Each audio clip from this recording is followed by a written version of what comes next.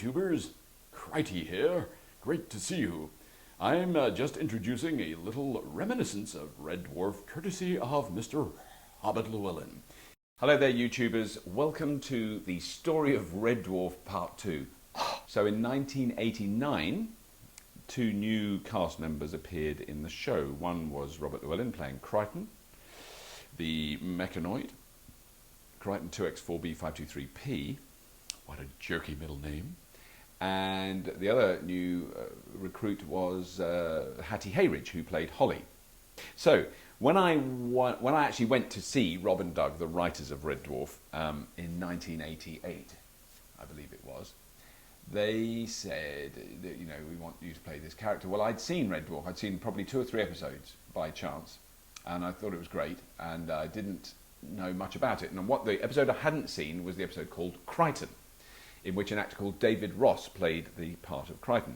If I had seen that, it's just conceivable I would have been more reluctant to do it. But what the intriguing thing was that the year before I'd done this play, in 1988, I'd done this play at the Edinburgh Festival called Memoir, Robot Born of Woman. I've mentioned it before, blah, blah, blah, I don't want to go on about it. But that was commissioned as a sitcom series for Channel 4, who consequently I worked with making Scrapheap. So I was already commissioned to write this as a sitcom, and that's what I wanted to do. This is the big dichotomy of people in the creative arts. Sometimes you want to do your own work, but you're taken into doing other people's work. I've never resolved that fully. And so then I said, I don't want to be, I'm so ashamed to say this, but this is true. I said to Rob and Doug, I don't want to be stereotype cast as a robot. Can you believe I said that? 1988. What an idiot. Because I didn't want to be, you know, the robot Mammon on Channel 4, and the robot Kryten on BBC 2 at the same time, as if that was ever going to happen. But I didn't know at the time. So I was a bit ummy and ahry about it. I wasn't like going, yeah, give me a gig. Because suddenly, after a rather dire period of lack of work, I had more work than I could poke a stick at. Something I'm more used to now. So I did agree to do it. So then I went along to have my head cast. So what having your head cast involves is having a bald cap put on, which is like a swimming hat that gets put on here and stuck down. Quite uncomfortable. You have to be really clean shaven. Then you mix up alginate, which is the stuff they put in your mouth when they take molds of your teeth. Have you ever had that done? Have you ever had braces? You know, that kind of weird minty stuff, and it sets and it's kind of rubbery. That stuff, they get a bucketfuls of it, and they start covering your face in it. They leave this bit till last, and they cover your whole face in it, right all over, like that, over your mouth, and you have to keep your mouth slightly open so that you've got lips. So you have to go like that, and they go, ready? Yeah. And it just goes, and it's minty, it's fresh and minty, it's quite cold when they first put it on. And so then they do that, and then they leave one small gap for one nostril, and you get calm, and then you go like that, and you sit there, and you have to sit up straight, very straight like that.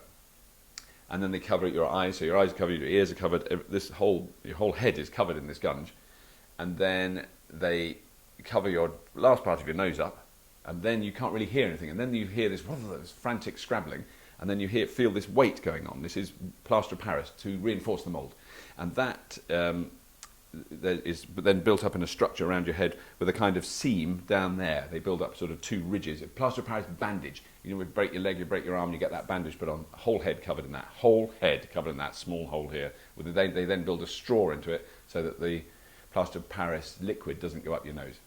Very kind of them. And so you sit there, that takes, say, 25, 30 minutes to put the plaster of Paris on. Then it goes quiet, and I mean quieter than you've ever quieted in your life, because you can't hear anything, you can't see anything, you can't smell anything, you can't taste anything. You can only breathe through one nostril, you really have to blow your nose before you start.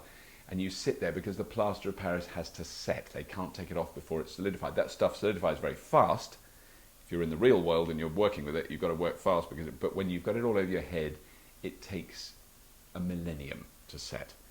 And then you suddenly feel someone going like that, tap you on the shoulder, and then you hear as they crack the 2 halves of the mould apart, and then they cut it somehow. I don't even know how they do it. I've never seen it. I don't know how they do it.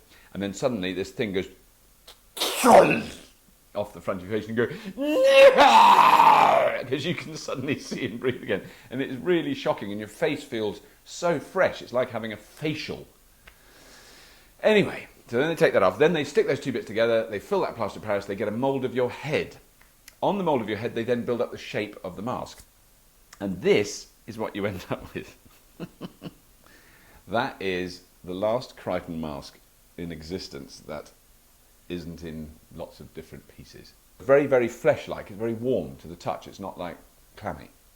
So that is what the mask is like when it comes out the mould.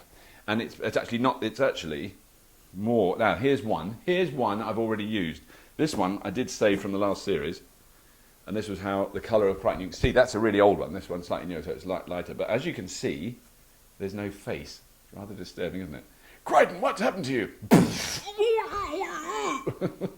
Quite disturbing, because that is where it is glued to my face. So it's glued on all the way from your forehead right round under your chin and everywhere.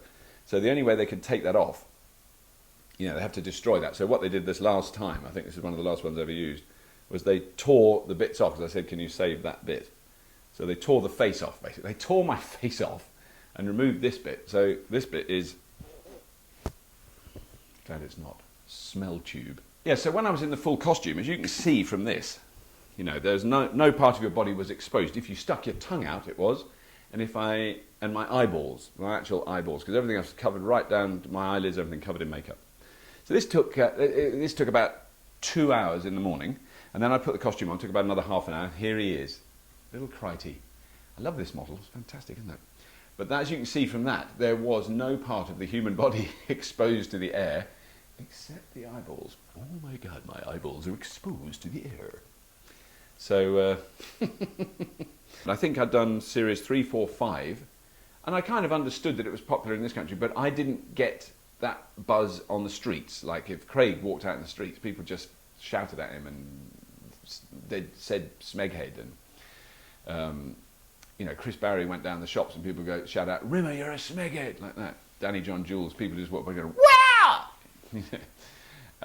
All the time. I didn't get any of it. Nothing, because obviously I didn't get it. People didn't know I was doing it. It was brilliant. You see, that's the twist. I loved it. Because I was furiously writing at the time. I was writing for other comedians, I was writing books, I was writing screenplays. And if you're a writer, you don't want to be recognised. You want to sit in the corner and be ignored. That's the whole point. You want to go, oh, look what he's saying. I'll just use that on my little laptop. Hello there. So that's Red Dwarf. What else? I don't know. And it is intriguing that there are so many young people who really, truly weren't born when we made the last series, who love it, whose parents have shown them clips of it, and I love it. I've met so many kids in the last couple of years who are small kids, 8, 9, 10-year-olds, who love Red Dwarf and call me a Smeghead. I mean, it's fantastic. So, may the Smeg be with you. If you have been watching YouTubers, stay rocking.